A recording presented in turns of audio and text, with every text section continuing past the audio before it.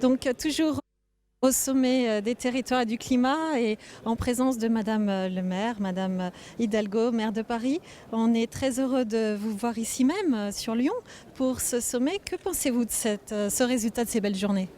D'abord, c'était très important de se réunir ici à Lyon et je veux vraiment remercier très chaleureusement et le président de la région, Jean-Jacques Kérane, et le maire de Lyon, Gérard Collomb, d'avoir permis aux pouvoirs locaux de pouvoir se retrouver ici à Lyon.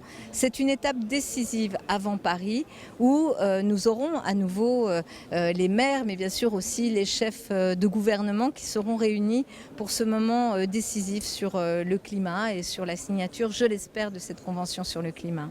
Et donc à Paris, bientôt, que vont faire les Parisiens et qu'est-ce qui est proposé sur le sujet justement peut-être des solutions concrètes pour le climat? Oui, vous savez, nous, les maires et les présidents d'exécutifs locaux, nous portons beaucoup de solutions sur la mobilité. Nous savons qu'il faut arrêter de penser comme au XXe siècle avec les énergies fossiles. Il faut se tourner vers les transports en commun, le partage, mais aussi vers les énergies renouvelables, les énergies recyclables, l'électrique, le gaz, le biogaz sont les énergies de demain. Il faut arrêter avec le diesel et toutes ces énergies fossiles qui, nous le savons, n'ont plus d'avenir. D'abord parce qu'elles sont de plus en plus rares, de plus en plus chères, elles génèrent beaucoup de conflits et il vaut mieux passer à autre chose.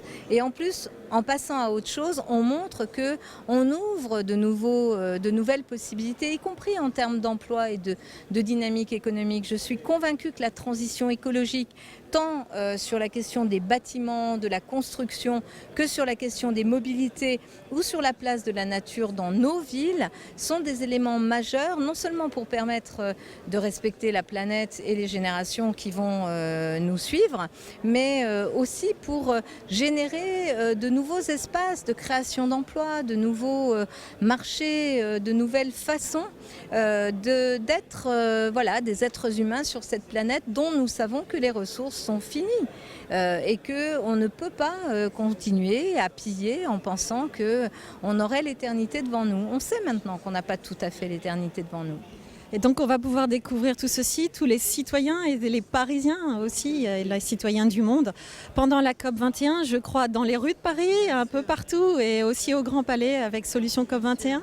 Moi, j'ai vraiment tenu avec tous les maires à ce qu'il y ait dans tout Paris des espaces de démonstration, que l'on montre ce que sont les solutions concrètes, pas simplement en parler, mais les voir en action. Donc on pourra voir ce qu'est la maison à énergie positive, on pourra voir ce que sont des rues qui sont reconquises par la nature, on pourra voir des nouveaux modes de transport qui font appel à des énergies électriques ou renouvelables. On pourra voir et utiliser tout cela parce que ces propositions de solutions sont déjà réelles, sont déjà réalistes, elles sont déjà fabriquées. Il suffit maintenant d'accélérer la transition écologique et je pense que nous, les villes, les pouvoirs locaux, avec notamment le rôle de la commande publique, de l'investissement public, nous avons un rôle majeur pour accélérer cette transition écologique. Eh bien, on vous souhaite beaucoup de bons résultats dans le domaine et merci et donc à bientôt à Paris. Merci, à bientôt à Paris. Et puis voilà, c'est un vœu pour l'humanité tout entière. Ce qui va se passer à Paris ne concerne pas que Paris,